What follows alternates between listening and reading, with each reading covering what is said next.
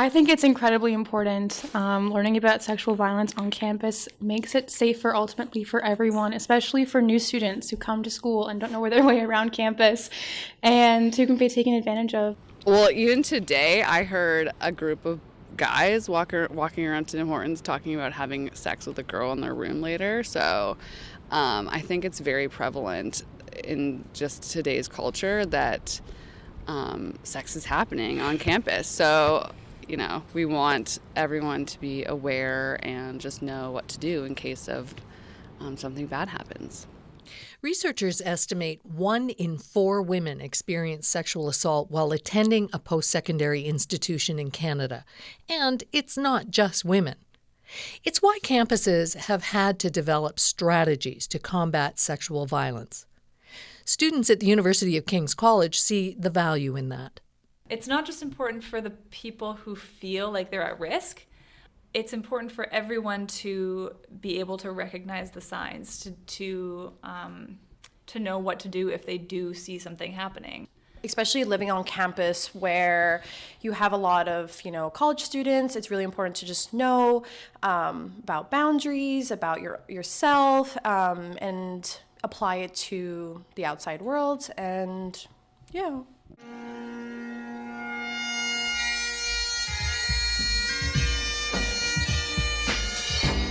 Welcome back to This is King's podcast, where we explore all things King's and what makes this small East Coast university wonderful, sometimes a little weird, always unique.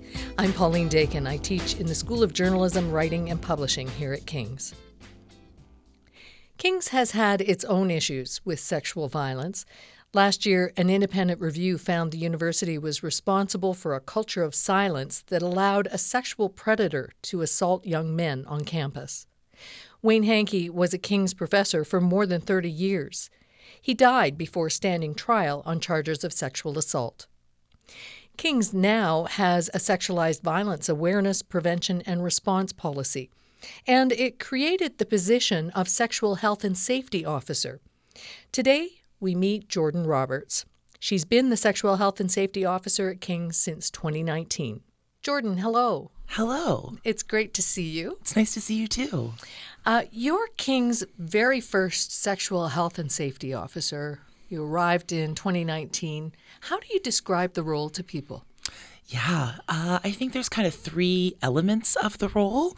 I am the keeper of the sexualized violence policy that we have at King's. There's a whole committee of staff, faculty, and students that has guidance over that policy. But I am kind of the point person if people have questions or want to interact with that policy in some way.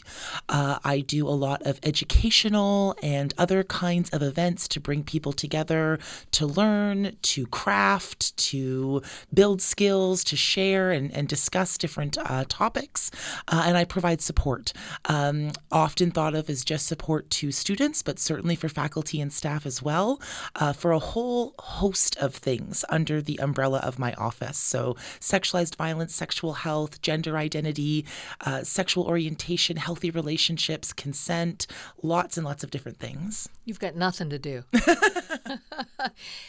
The Canadian Federation of Students in Ontario released a report a few years back that said that 1 in 5 young women experience sexual assault while attending a post-secondary institution.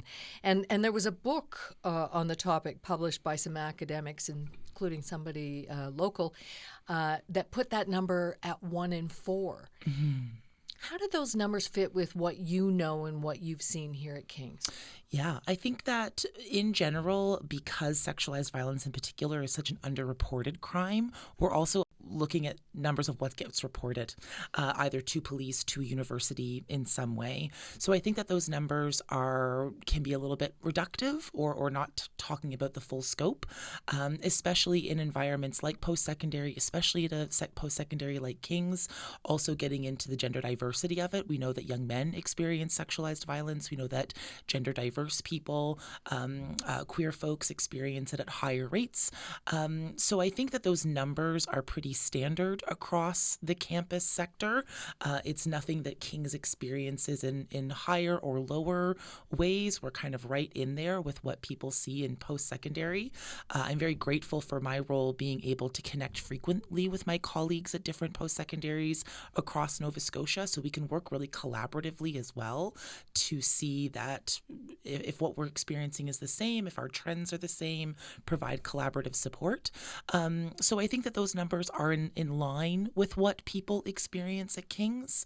I think that a common myth about my office is that when people come to disclose or share things that they've experienced, it's always something that has happened within a campus context or specifically within the King's campus context. And certainly those are things that happen. But for the most part, what I'm hearing from is folks that have experienced things beyond our immediate campus experience. So it happened previous to their arrival. It happened during a break from campus. It happened when they were at an event or in community beyond our campus walls. Not to say that these things don't happen within our campus community, but what we know is it happens to young people with or college-aged folks, undergraduate demographic folks with this kind of high rate. Mm-hmm. I was going to ask you next, what makes a campus such a risky place in terms of sexual violence, but maybe it's more about the age group. I think it's both. I think that we have a society that has high risks of sexualized violence. Age group is a factor, but certainly not the only. We know that anyone of any age can experience these kinds of things. And I think if we look in different media sources, we can see really high profile cases of people at various ages and stages of life experiencing this kind of violence. The newness to a city, I think, really makes something. I think of even when I'm walking home after a social gathering or something at dark. I've lived in Halifax all my 38 years. So when I'm walking home, I know this gas station is open 24/7. There's somebody on this street that if I knocked on their door, I know that this business does this or there's this camera here. If I was in a brand new city and I don't know, okay, I'm going home, do I take Route A or Route B? Well, one is more lit. This one has more traffic, more business.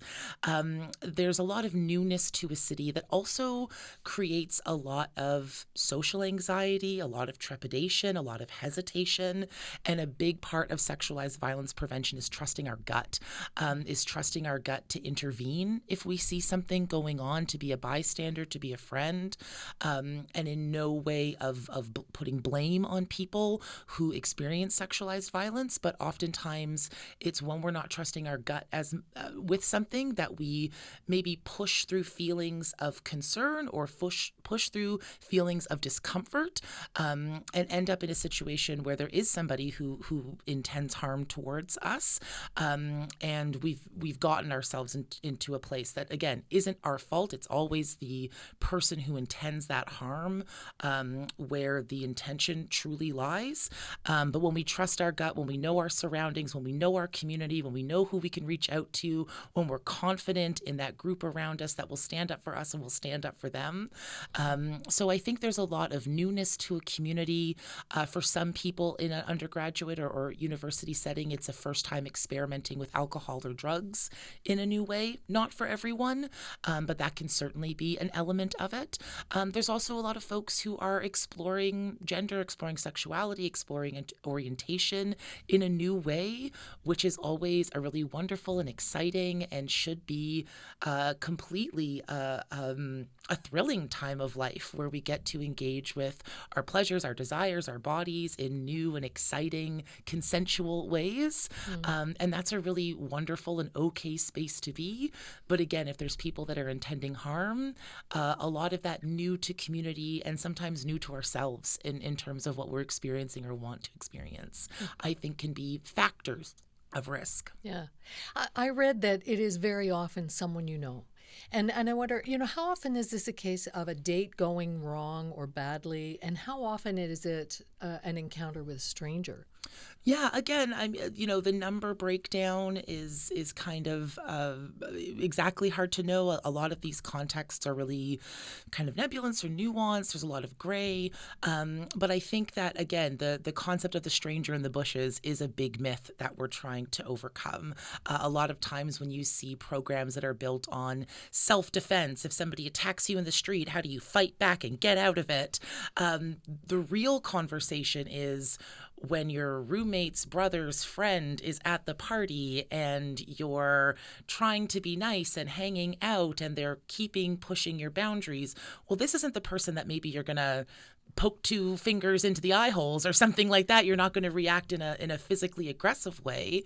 But how do we, again, know to trust our guts, know to navigate our social situations, which is why I'm really grateful at King's because we're such a small campus community, we're a small student body.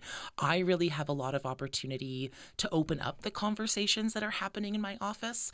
The conversations that my colleagues at larger schools have are about sexualized violence that people experienced. Kind of by the time somebody's able to meet with them, the breadth, the tens of thousands of students that they serve, that's kind of the only capacity of conversation they get to have. That keeps them busy. Whereas at King's, a lot of the conversations I have are about kind of normal everyday challenges with roommates, really typical experiences with that person you were assigned a dorm with, the kind of figuring out new social challenges with new groups of friends and navigating those dynamics, things that we see as very typical, understandable, normal experiences for young adults, but can feel really heavy and hard and challenging and all-encompassing when you're living them. So I'm really grateful at a space like King's. A lot of my conversations can be about the normal everyday stuff that helps you build skills of communication, skills of consent, skills of bystander intervention, skills of conflict resolution, healthy relationships, healthy dynamics that people can then bring into sexual situations, dating situations. So you're getting more opportunities to be proactive. Yeah, a lot of early intervention, proactive, people being able to build skills, both of how to live in community in ways that they don't engage in harmful behaviors, and if somebody has a harmful experience, ways that they can kind of mitigate that and get support to move forward in hopefully a way that supports their wellness and supports their further engagement on campus. Yeah. When somebody comes to you as a result of sexual violence, how are you able to help? Yeah, so there's a few different ways. I classify the kind of expertise that I have as trauma-informed active listening. So we do have social workers on campus. We do have access to therapists and counselors and psychiatrists within our campus community. Those are not the qualifications or standards that I have. I come from my previous to King's. I had 15 years of frontline support with communities that face really high rates of sexualized violence and developed trauma-informed active listening as a practice. So oftentimes what I kind of describe a lot of experiences in my office is people kind of word vomit out a lot of stars, and I'm there to help them find the constellation that can maybe then point them in the direction that they want to go. The whoever comes to talk in my office, whatever seat they're in, that's the driver's seat. I'm not there to make decisions. I'm not there to give firm direction. I am there to follow their lead and see what they need. I have a lot of really great relationships built with campus partners, whether that's King's or our shared resources at Dalhousie, that can help connect people. I think a lot of times it's connecting people with community. It's isolation can be big results of these experiences. And so it's connecting people with safe, engaging communities that they can be part of, that they can feel autonomous within, that they can feel confident and supported within. Sometimes it's helping people utilize the resources that they have. You have a Green Shield insurance, and that can pay for a lot of things that maybe you don't know about. And how can I help connect support you with that. Yeah. Sometimes it's about getting the right resource in somebody's hand. I have a lot of zines and books and podcast recommendations and affirmations in my office that I can just help link somebody up with something physical that they can hold in their hand that can provide a little bit of reassurance. So yeah, there's lots of ways, and I'm really there to help people figure out and identify what they need and then help connect them to that, and often in a lot of kind of creative ways. I always love when somebody's looking for something where it's like, "Ooh, I've never connected with somebody with something like that before. Let's figure that out. I bet there's a way to do it." And there usually is. Yeah. You mentioned the King's Sexualized Violence Awareness, Prevention, and Response Policy, and you played a big role in the development of that. What's the impact of that been at King's? Yeah, I think it's been really wonderful to see. So in 2016, all post-secondary schools in Nova Scotia were mandated to have standalone sexualized violence policies. So of course, King's followed suit. When I arrived in 2019, that policy had been written by an incredible team. I think what the benefits of these policies in general, but particularly at King's, we've had some very large-scale external and internal reviews of that policy, and it has kind of come out better and stronger each time, which has been really wonderful to see. It grounds our work in trauma-informed practice, in survivor-centric practice, in fair and due process for respondents practice. It grounds our policy in education, making sure that we're building a campus culture of consent, a campus culture of respect and safety. And so I think that our policy has had a lot of really amazing cultural impact beyond kind of whatever provisions it provides to folks. I really appreciate our policy as not being, here's a list of things you can't do, or here's a lot of wagging a finger that we're going to be doing to people in our community. It's more about, what are people entitled to? What accommodations can people have? Again, what are the rights that they have, the benefits that they have, the supports that they have, the education that they can receive? So it's really about building that proactive campus culture as opposed to waiting to respond if and when something harmful happens. And then there's also a lot of ways that we can see that being followed. So my position started in 2019. Since then, we've had a full-time dedicated equity officer, an accessibility officer, an Indigenous support and outreach coordinator, a student support advisor. A lot of other community supports for our campus have come in the last 5 years. And seeing the kind of dedication, resource dedication that sexualized violence prevention has had, there's a lot of, how do we build a culture of reconciliation? How do we build a culture of accommodations and accessibility? How do we build a culture of mental health, wellness, and contributing to the wellness of all our community members? So seeing the prioritization of culture building being mirrored in all of these wonderful strides our campus community is taking has been a really cool thing to see. I'll bet there's a lot of crosstalk between your various offices. Yeah. King's had a very well-publicized historical case of sexual violence. Has dealing with that, which was also done in a very public way, had an impact on how we respond or talk about all of those things here? Yeah, I think hugely. I think King's was in a good position where there are many institutions that find themselves in the midst of a national, some would say crisis, or some sort of reckoning or large-scale conversation. Sometimes an institution only looks at its policies or thinks to hire someone or puts mechanisms in place kind of when something like that hits. So I think King's, because of provincial mandates and I think most importantly the proactivity and intention setting of administration, staff, faculty, students who were here, had a policy, had a staff person, had a culture that was in a shifting time, a growing time. So when our independent review took place, we were already primed a little bit. We had been having difficult campus conversations. We had been building things through a lot lot of collaboration and resource building. So it was difficult. It was certainly a difficult time for many of our campus community members, our alumni, previous staff and faculty. But I think that we were well primed to have some of those difficult conversations.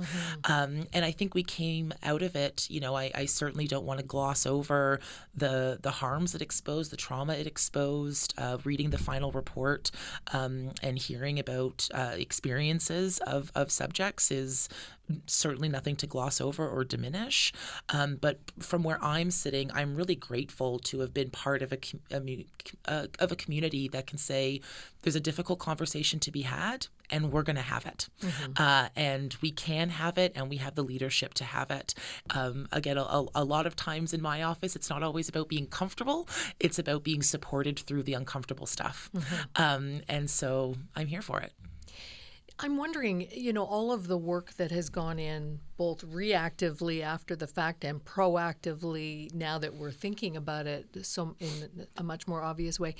How much is that changing the needle on something you mentioned earlier, which is that people are very unlikely to report a sexual assault? Yeah, that's also something I really appreciate about our policy. It gives a lot of avenues and opportunities for people to find maybe what they're looking for without having to go through the most formal ends of our reporting.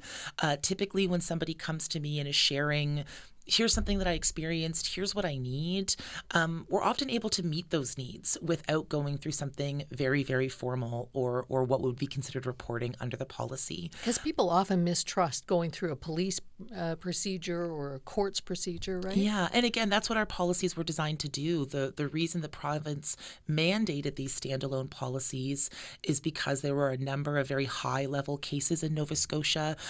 Preceding that, Rehtaeh Parsons, the Dow Dentistry, what's known as the SMU rape chance, that were relying on a criminal justice system to navigate those things.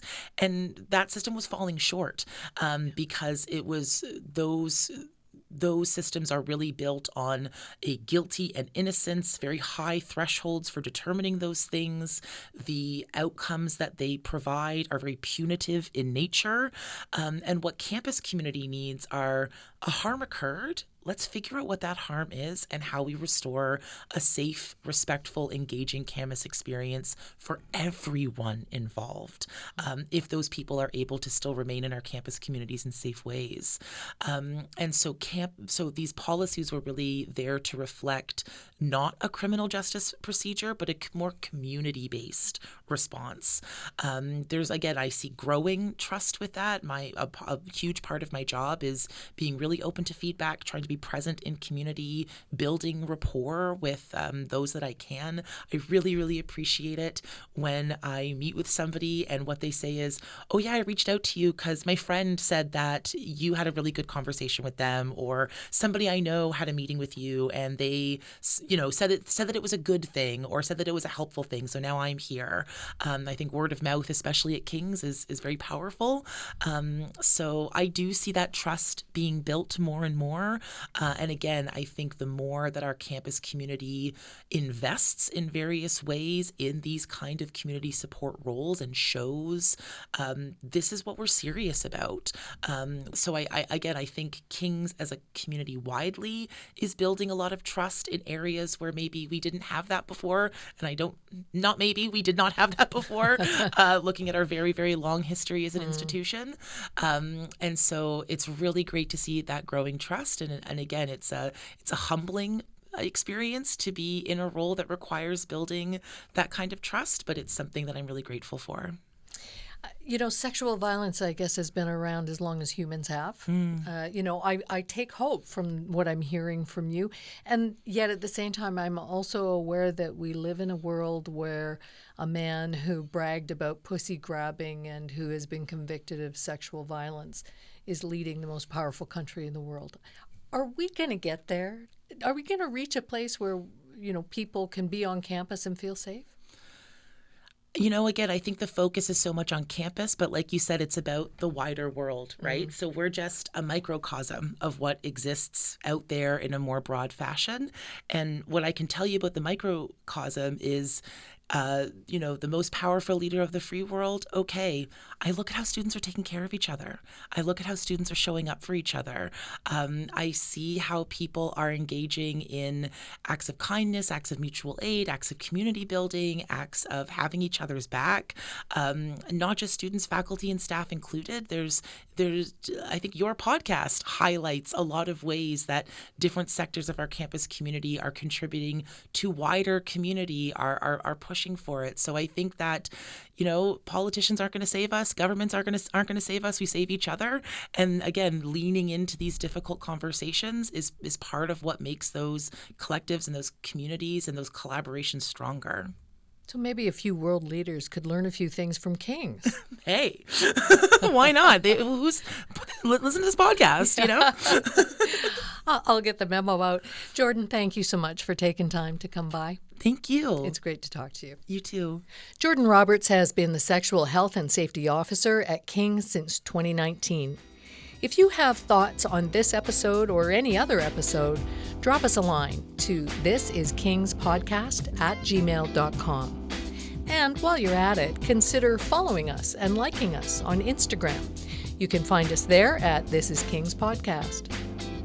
If you're a King's alum or student or just interested in campus life, follow us on your streaming platform of choice. We drop a new episode on all the usual platforms every month during the academic year. I'm Pauline Dakin. Thanks to my co-producer and technician, Mark Pinio, and to our student assistant, Allie Bowes, who recorded the interviews with the students on campus for this episode. And, of course, thanks to you for listening.